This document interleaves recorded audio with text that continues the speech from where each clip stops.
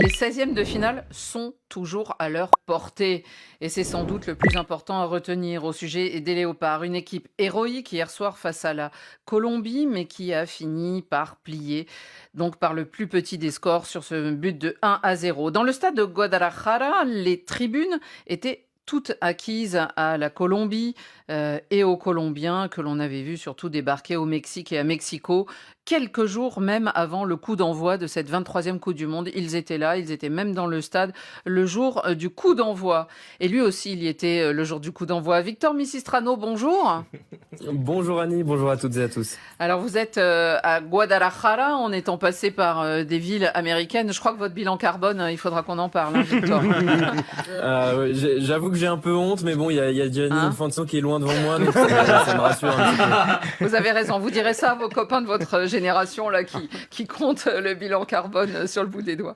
Alors Victor, vous étiez à Guadalajara hier dans ce stade, entouré, j'imagine, de supporters des Cafeteros, enfin pas tout à fait, parce qu'il y avait aussi des Congolais qui sont de la diaspora et qui sont là et qui étaient déjà là au match de barrage, mais il y avait un Congolais particulièrement, n'est-ce pas ? Oui, Lumumba VA, il était qu'on ne présente plus, j'ai envie de dire, il était là juste derrière le banc congolais.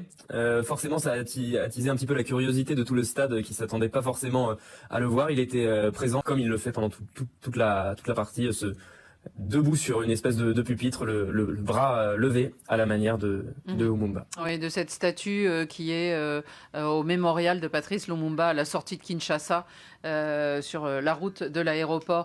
Youssouf Mulumbu, c'est quelque chose de symbolique, mais de tellement fort, non seulement évidemment pour les écrans, les télévisions, tout ce qu'on avait, mais il y a quelque chose où les Congolais restés au pays doivent se sentir représentés, je dirais. Je pense qu'il a ramené le flambeau du Congo avec lui en Amérique. Il était très important et je pense que le ministère a tout fait justement pour qu'il soit présent. Et c'était une bonne chose qu'il puisse être là pour le deuxième match. Et je pense que c'était la star de cette rencontre-là. Et, dans les tribunes, oui. Dans les tribunes aussi. Et je pense que la performance aussi de Mpassi, qui a été le gardien de but, a été remarquable. On va y arriver au match, vous inquiétez pas. J'étais impatient de le dire. En tout cas, malheureusement, ça n'a pas suffi pour leur porter chance. Perdu sur un seul but ce match, alors que dans les cages, donc vous le disiez, Lionel Mpassi s'est surpassé. 8 arrêts face aux Colombiens. Alors, est-ce l'homme des Léopards ? En tout cas, le gardien, on va l'écouter. Il était super concerné et il reste super concerné. Ouais, on savait que ça allait être compliqué, mais il reste encore un match. On avait bien travaillé sur ce match, c'est dommage là qu'on prenne ce but. C'était très dur, on va bien se reposer pour le dernier match et pour aller chercher ce qu'on est venu chercher, la qualification. Il y a pas mal de choses qui n'ont pas marché. Je pense que sur le premier match, on a dépensé beaucoup d'énergie. On a vu que c'était un peu plus dur contre une très belle équipe. On avait bien travaillé tactiquement, maintenant on va se reposer et on va aborder le dernier match avec détermination et résilience comme on sait le faire. Victor Misistrano, c'est sûr qu'ils n'ont pas un groupe facile, ces joueurs congolais.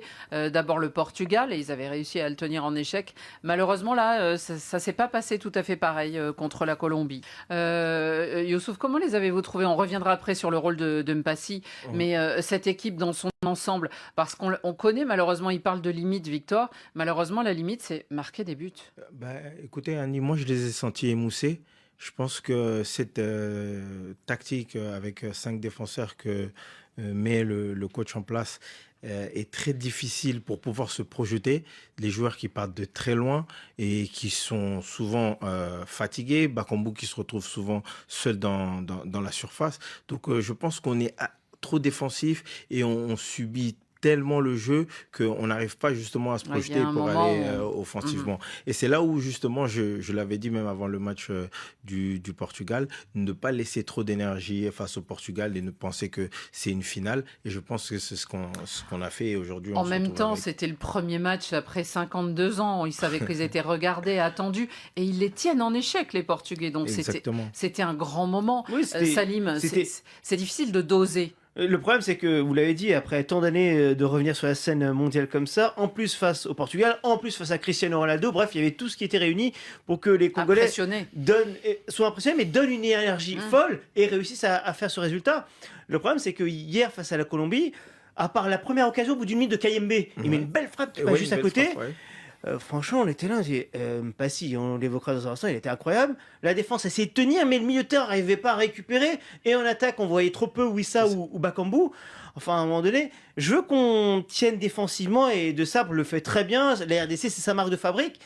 Mais à un moment donné, pardon, vous n'avez pas beaucoup de possibilités. Après, c'est peut-être un calcul aussi. Vous dites, bon, face à la Colombie, on tient, quitte peut-être à prendre un deuxième point. Et le dernier match, c'est l'Ouzbékistan, c'est entendu une équipe bien moindre, et c'est là où on va lâcher les chevaux. C'est peut-être ça. À voir si ça se passera dans 3 jours. Alors, c'est sûr qu'ils ont encore leur destin entre leurs mains, on va dire, Nicolas, mais c'est aussi compliqué. Non, alors c'est compliqué, mais après moi j'ai toujours de l'indulgence par rapport à ce genre de situation. C'est-à-dire que ça fait 50 ans qu'ils connaissent pas la Coupe du Monde, même s'il y a eu des performances en phase finale de la CAN ou quoi qui ont été intéressantes ces dernières années, la Coupe du Monde ça reste à part, quoi qu'on en dise. Et en plus, et Victor l'a bien rappelé, ils jouent pas à des petites nations. C'est-à-dire que tu tapes sur les 2 premiers matchs le Portugal qui est l'un des favoris ou un outsider plus une Colombie qui est quand même une sacrée belle équipe avec un stade qui a sa cause, où en face, à part la diaspora qui est présente, les supporters peuvent pas être là. Je pense qu'il faut éléments. Non mais il faut recontextualiser. Moi je trouve que c'est pas. Alors ils ont fait ce qu'ils ont pu. Peut-être qu'effectivement Youssouf a raison. Il y a trop d'énergie qui a été donnée sur le premier match, mais ils arrachent un point quand même face au Portugal que peu espéraient. Et d'ailleurs on en avait parlé. Voilà. Et ça a été quand même une sacrée surprise. Ils étaient pas loin hier d'une surprise, même si c'était ultra défensif. Et moi, je pense qu'effectivement, De Sabre, il est un peu dans le calcul, mais je peux le comprendre. Il se dit, on arrache un premier point. Il en manque 3 en gros pour éventuellement terminer parmi les meilleurs troisièmes. Hier, ils perdent que 1-0, même si Mpassi fait un gros match et qu'ils subissent. Mais le dernier match, c'est l'Ouzbékistan. Là, en revanche, attention. C'est-à-dire que là où, le calendrier fait que grosse pression sur le dernier match. Là, tu es obligé de gagner. Et avec la manière, parce que la différence de but peut compter en plus. Donc, reparlons de Mpassi. Youssouf, ce gardien qui vraiment hier a impressionné. Alors, on en a d'autres des gardiens qui, durant ce mondial, nous impressionnent parce que parfois, c'est des petites équipes. Et puis, alors, elles ont des gardiens incroyables. Je pense à Vozinha, bien sûr, celui du Cap-Vert, mais il y a aussi celui de l'Iran, de Curaçao, de l'Iran, et puis Mpassi. Parlez-nous de Mpassi. Exactement. C'est un gardien qui a été beaucoup critiqué, justement, parce que forcément, il n'a pas beaucoup joué en club et qu'il était un peu contesté lors de la Coupe du Monde. Il a été vraiment imperméable par rapport aux critiques et je trouve qu'il s'en sort très bien. Et cette équipe, en fait, comme ils ont pu le dire lors des interviews, ils ont une résilience où ils sont dans une bulle et ils sont vraiment concentrés sur leur objectif. J'en ai parlé un peu avec Bakambu, il m'a dit on est vraiment conscient qu'on va le faire, on va passer au deuxième tour. Donc j'aime bien cet état d'esprit, j'aime bien cette envie-là et je suis content pour un joueur comme Mpassi. Victor Misistrano, vous qui êtes, qui les voyez, qui les croisez souvent, vous sentez ce qui anime un peu, ce qui porte cette équipe de la RDC ? Ah, complètement, Annie. C'était vraiment ce qui m'a marqué hier. Vous savez, souvent dans les zones mixtes, quand donc les zones d'interview d'après-match, une équipe qui vient de perdre 1-0 et qui en plus peut avoir des regrets sur ce match parce qu'elle a longtemps cru pouvoir tenir ce 0-0, vous avez tendance à avoir des joueurs qui sont pas du tout souriants, sont assez abattus, ont pas forcément envie de parler avec vous. Et là, il y a la grande majorité des joueurs qu'on a vus avaient vraiment le regard extrêmement déterminé, n'étaient pas du tout abattus. Ils parlaient immédiatement de cette finale, c'est ce qu'a dit Chancel Mbemba, avec la volonté de marquer l'histoire, une finale contre l'Ouzbékistan. Et c'est même Cédric Bakambu disait, en ce moment, je n'ai que ça dans ma tête, je n'ai que ça à l'esprit. Alors effectivement, je pense que, comme on l'a dit, Sébastien De Sabre, il aurait aimé qu'il y ait ce match nul en se disant, bah voilà, on a 2 points, ça nous laisse presque un joker en se disant, bon, on peut se qualifier avec 3 points, même si on fait un match nul contre l'Ouzbékistan, si tout se passe pas comme on veut, avec 3 points, on peut aller peut-être plus loin. Là, il va falloir gagner, mais bon, ça va rendre le défi encore plus enthousiasmant, puisqu'on le rappelle, la RDC n'a encore jamais gagné à la Coupe du Monde. Et ça sera peut-être à leur portée, en tout cas, ça sera dimanche dans la nuit. Un petit mot quand même, Nicolas, sur la Colombie, parce que finalement, la Colombie, on le disait hier, c'est une équipe un peu irrégulière, mais malgré tout, elle a réussi, parce que c'est dur de marquer des buts à cette équipe de RDC. C'est justement le vrai problème. On l'avait vu dans ce barrage, par exemple, la Jamaïque n'avait jamais réussi. Et là, ils ont trouvé la faille. Les Cafeteros, c'est une sélection qui parle beaucoup au Portugal, puisque la plupart des leaders de cette équipe sont passés par des clubs portugais. Rames, par exemple, qui revit. C'est la porte d'entrée, le Portugal, de l'Amérique latine, d'une façon générale. Mais le Rames qui revit, personne ne l'attendait. Il y a Richard Rios, Luis Diaz. Enfin, il y a quand même des joueurs assez.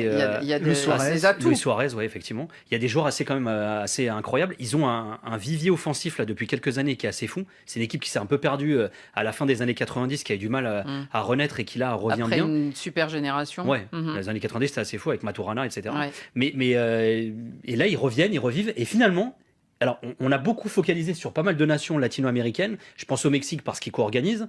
Même l'Uruguay, il y avait beaucoup d'espoirs fondés sur l'Uruguay. Ils sont un peu en train de flopper quand même, en train de s'effondrer dans cette Coupe du Monde. Et la Colombie, elle a très peu été citée, alors qu'elle a fait une super phase de qualification aussi. Oui. Et ils répondent présents, les Colombiens. Et là, en revanche, ça va être un match sympa parce que la finale du groupe, il va y avoir un petit Portugal-Colombie qui lui va être s'annonce sympa sur le papier du moins. Oui. Alors, en plus, ce sera pas trop tard, donc on pourra y assister. C'est tard quand même, non 1h30. Ouais, je sais pas quelle heure vous couchez, Annie, mais ça fait un petit 3h30 du matin. C'est ça, non, c'est 1h30 du matin. Ok, Annie, vas-y. C'est l'heure des enfants, mais quand c'est 3h ou 4h, c'est quand même plus dur, non, Nicolas? Non, mais c'est le début du match, 1h30. Alors, ce qu'il y a, c'est que Victor, il a la chance d'être à l'heure des matchs plus décente, n'est-ce pas, Victor? Ouais, puis il est en célibataire, Victor, il peut sortir après. Il bosse surtout. Merci beaucoup, Victor, d'avoir été en direct avec nous. Merci Annie. Très bonne continuation avec cette République démocratique du Congo qui jouera son prochain match à Atlanta, c'est ça À Atlanta. Voilà. Atlanta, oui. Bon voyage jusqu'à Atlanta et espérons qu'il n'y aura pas d'orage, de tempête, de tourmente et tout ce qui peut se passer là-bas.